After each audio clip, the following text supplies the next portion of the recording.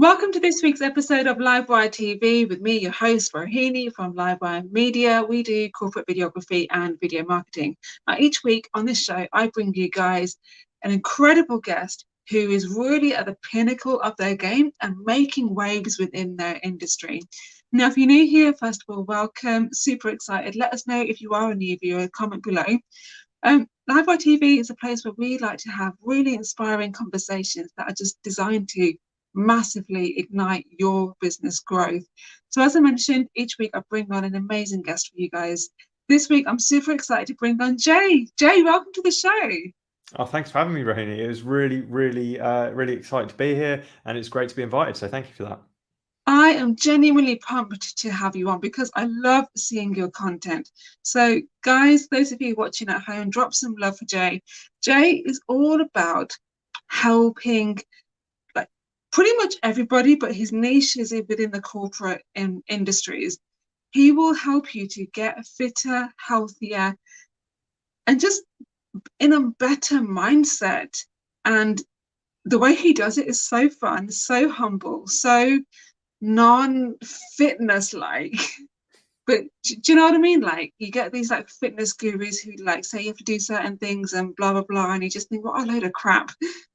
Yeah, I mean, I think you get it in any industry, but I've been in the fitness industry for about 10 years, and I think it might be one of the worst industries for it. Like in terms of accessibility, it's Yeah. so closed off. It's so um, it feels like most people are so dissociated from fitness and well-being because of poor experiences, and they don't see it as being relevant to them.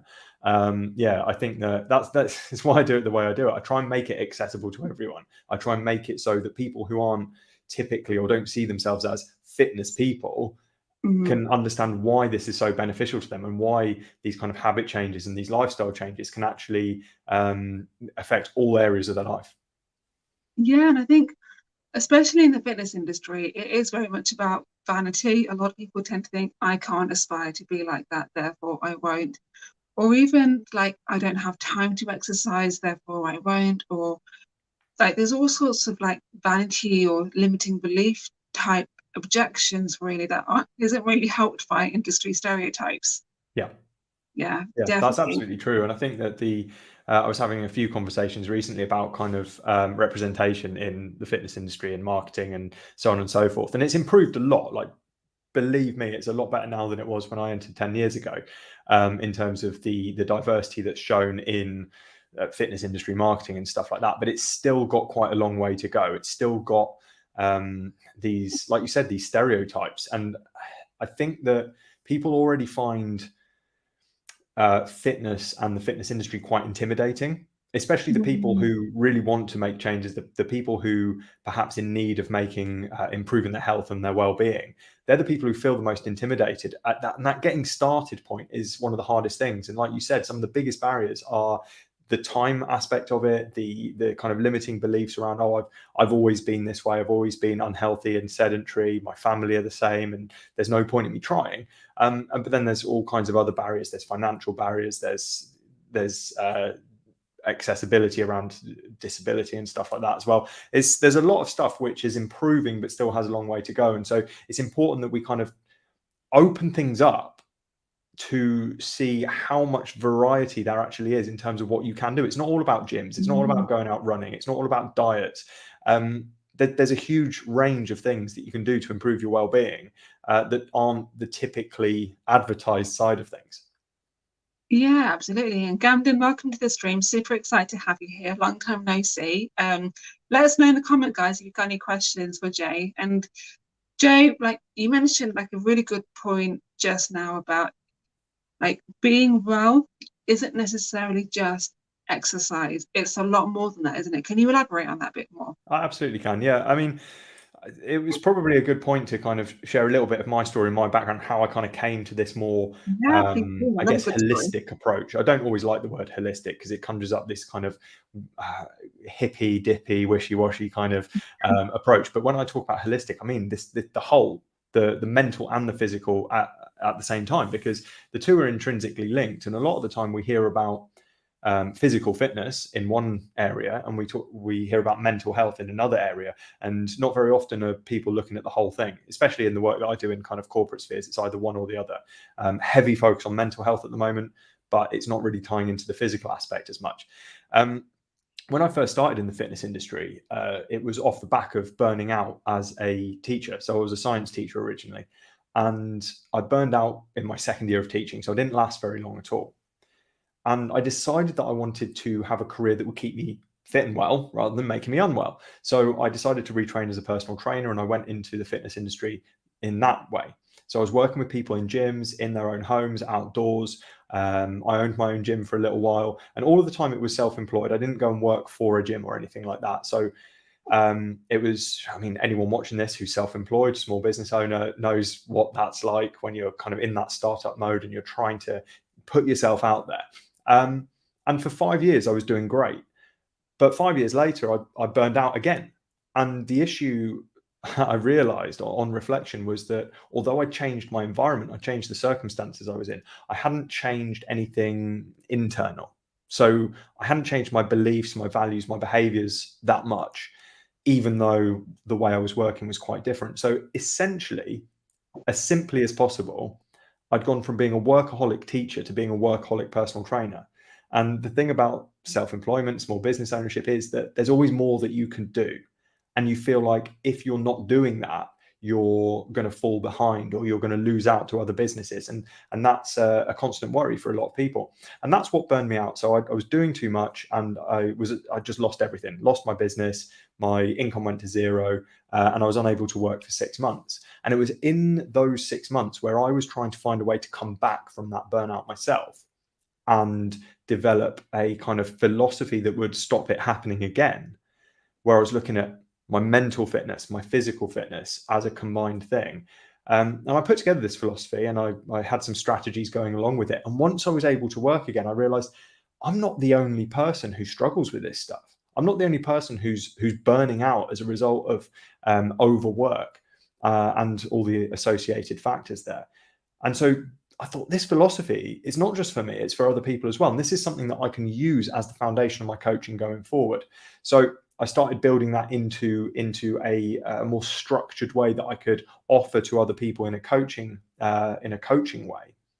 And then more recently, I've moved into delivering that in a kind of workshop, seminar, and consultancy style, so that I can help people in organizations, because that's where people are. You know, everyone's in, or most people are in, a work environment of some kind. And the big thing that I found, and I'm sure that people watching this can relate, or have at least seen this with people around them, is that when you need something, you're not always in the right headspace to seek it out. And that's the issue with kind of coaching and stuff like that. There's a lot of coaches out there, but the people who approach coaches are a tiny percentage of the people who actually need help. And most of the time, when people are so alienated from fitness, when people are so alienated from well-being because of past experiences of, even starting at school with PE and stuff like that, and people have just feel this horrible disconnect from exercise and nutritious foods and all the stuff that goes along with it. They just think, oh, it's not my thing. They're never going to approach a coach, or they're very unlikely to. And so if I go into workplaces and speak to people in that capacity, I've got the opportunity in the first few minutes of anything that I deliver to make people realize why fitness and well-being can be completely life-changing in terms of not just the obvious stuff, but also in terms of things like their relationships, their career, their business, their hobbies, their charity work or philanthropy or anything. Basically, fitness is a currency that you can spend on anything that you want. It's like money. There's no point in having it just for the sake of it, but we can develop our fitness so that we can then spend it on things which are important to us. And one of those things, the title of this chat that we're having, Sustainable Fitness and Wellbeing for Business Success. If you have got a lot of fitness in that fitness bank account that you can spend on your business, you're going to have that capacity to do more. I love that analogy. I've never heard it put quite like that before, as like a currency that you can spend as and when you want. Now, isn't that an awesome luxury to have? But Yeah. like you mentioned so many like nuggets within that, and I know a lot of people watching this, they're either on the verge of burnout or they've experienced burnout or they're about to experience it. If you could talk to yourself prior to the burnout phase, what would you say? Wow, it's a good question actually, and it's not actually part of what I've reflected on in the past. So I think that one of the first things I would do is kind of the reassurance thing, like I would do to anyone that was around me now, any friends or family who are suffering with the same kind of um, direction, if you like, and they were heading towards that cliff edge. The first thing would be reassurance that it will be okay, no matter what happens. There will be a way through. There's a lot of chaos. There's a lot of stuff that is well outside our control, and humans are terrible for trying to control everything. And I think that's where a lot of kind of stress and overwhelm comes from, because there's a lot of stuff around us we cannot control. Um, and if we try and control it, it's very frustrating, and you're fighting a losing battle. Um, I think that On what, that note, then, yeah, how do you let go? practice. Mm. Practice. Because it's not easy because we are kind of conditioned to want to control things. It's an evolutionary thing as well. We're hardwired to want to control things, but also we're conditioned by all kinds of stuff around us. Because if you think about marketing in general, marketing is mostly aimed at getting us to behave in a certain way, spend money on a certain product or service, because it gives us control over a certain aspect of our life, or it gives us the illusion of control over that certain aspect of our life. And so the kind of aspirational things of whether it be in the fitness industry, the kind of ideal body, or in business, the kind of a six-figure business, a seven-figure business, stuff like that. All of this aspirational stuff, of course there are elements that we can control within that. You're not going to get to a six-figure business, a seven-figure business, without taking certain actions. It's not going to happen by accident, right? However, there are things outside our control which have an impact on that trajectory as well. And I think that the more we can disconnect a little bit from the supposedly aspirational imagery that we are constantly being fed, and we can disconnect from that and start focusing on actually what's around us, what's right in front of us, what's the next decision that we can make that we've got control over, rather than getting caught up in the chaos of life. The more we can do that, like any habit, like any behavior, it becomes easier the more you do it. In the same way as if you got up in the morning and went for a little walk around the block. I'm not talking about getting up at 5 a.m. and running 5 miles. I'm talking about getting up at 5 minutes before you currently do and just walk around the block. Mm. That can be quite challenging. Even just getting up 5 minutes earlier and doing that one simple activity can be quite challenging. But very quickly, that can become automatic. And it's the same with the way you approach things mentally. If you practice focusing, bringing your focus back to, right, all of this stuff's going on. What's right in front of me? What's the next decision I've got to make? The more you do that consciously, eventually, with a lot of practice, you will start doing it completely unconsciously, and it will just be an automatic response to this. Oh my God, this has happened and I don't know what to do.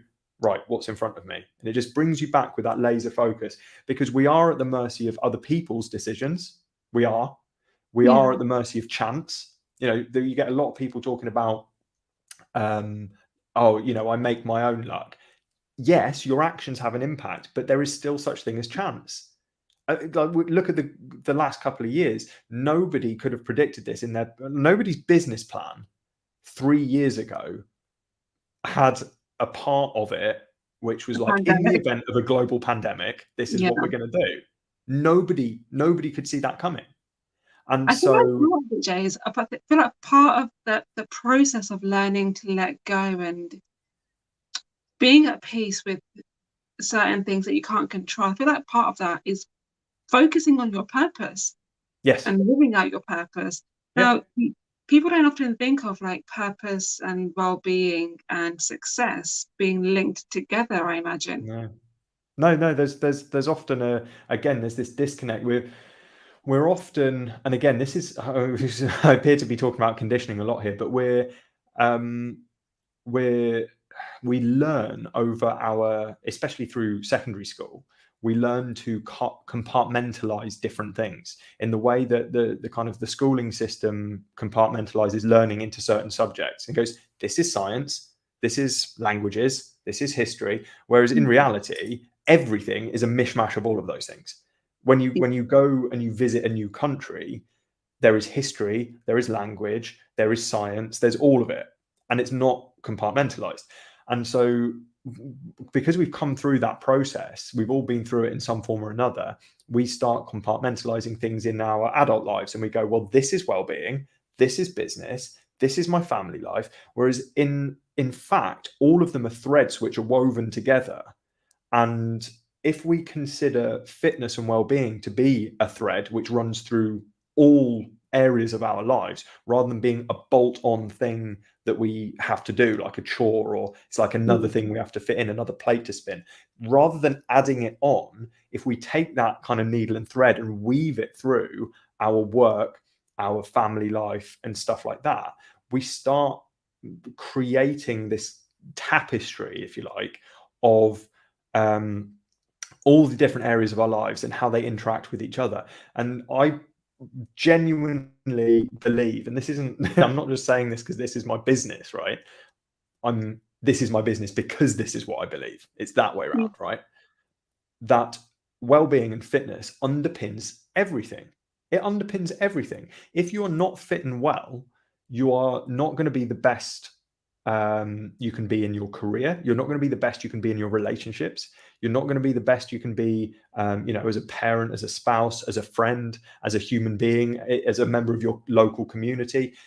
And I'm not talking about kind of human optimization being, trying to achieve the absolute pinnacle. I'm just talking about being a little bit better at those things. So for me, like I've got a wife and 2 kids, and a big priority for that is that I want to play with my kids. I want to have adventures. I want to go and visit places. I've got chronic health conditions, which mean I have to manage my energy very carefully. And I've got all of these factors which kind of I have to consider, in the same way as lots of people have certain real limiting factors, not just limiting beliefs, but certain real limiting factors in their lives. So it's not about being the best. It's not about being number one, or being some kind of Adonis or anything like that. It's just about how could you add more value to your life? How can you? We're only here once, after all, and so many people see fitness and well-being as a chore, as something they have to do. Yeah. Whereas, and you hear people saying, "What's the point in living longer, being healthier, and living longer if it's boring and all you eat is salad?" And it's like, It's okay, definitely not that boring. no, but let's deconstruct that a little bit. And you go, well, for a start, you're looking at it very black and white and binary, of going, you either live a short fun life or a long boring life. It's like, it's not that black and white. You don't have to only eat salads. I eat a hugely varied diet. I'll have a couple of beers on the weekend. I'll get takeaway, stuff like that. But it's like, it's balanced within what's important to me and what my goals are and stuff like that. So you don't have to have a boring life whatsoever. And if anything, if you are fitter and stronger, if you have a greater capacity to do things with your body, you can enjoy your life more. I couldn't have gone out for that bike ride that I did earlier today if I was struggling with my health more than I am, for example. That would have been more of a challenge. And I really enjoyed that. And if you look at it from a mental perspective and mental fitness and mental well-being, the same is true for your mind, for yourself emotionally and in a cognitive way. If your mind is stronger and fitter, if you are emotionally stronger and fitter, if you are socially stronger and fitter, then you can get more value in your life in all of those areas as well. So for me, it really is about quality of life. It's not about adding extra years for an arbitrary reason. It's adding extra fun years to your life, extra valuable years to your life, and indeed today as well, not just in the future. Amazing. So Jay, where can people connect with you to find out more about your fun wellness lifestyle? The best place to connect with me is on LinkedIn. That's where I tend to hang out the most, because obviously working in a kind of corporate sphere, that's where I like to put out most of my up-to-date content. So anyone who wants to come and connect with me on there, I mean, if anyone watching this is watching it on LinkedIn, so come find me. Search Jay Unwin and you'll find me. I'm sure I'll pop up in the comments as well. Yeah. Or I might be even Do be you in the know what, caption. guys? I Who would knows? definitely recommend connecting with Jay, because he puts a different spin on fitness and he will shift your mindset with it. It is unbelievable. I've been following his content for a long time, hence why he's on the podcast today. So Jay, thank you so much for joining us today. Really appreciate your time, your nuggets, and even sharing your backstory as well, because that was really inspiring for me. Really appreciate it. No problem. Thank you so much for having me on, Rahini. And guys, those of you watching at home, thank you so much for joining us today. Really appreciate you guys being here. If you enjoyed this, let us know in the comments, share some love as well. And if you feel like so-and-so could do with knowing this, or people on my newsfeed could do with knowing this, share it out with them, because you never know, by you sharing it out, you could actually transform somebody else's life. Imagine that. So yeah, do share this out, guys. Thanks a lot. See you next Thursday, 7 p.m. GMT time.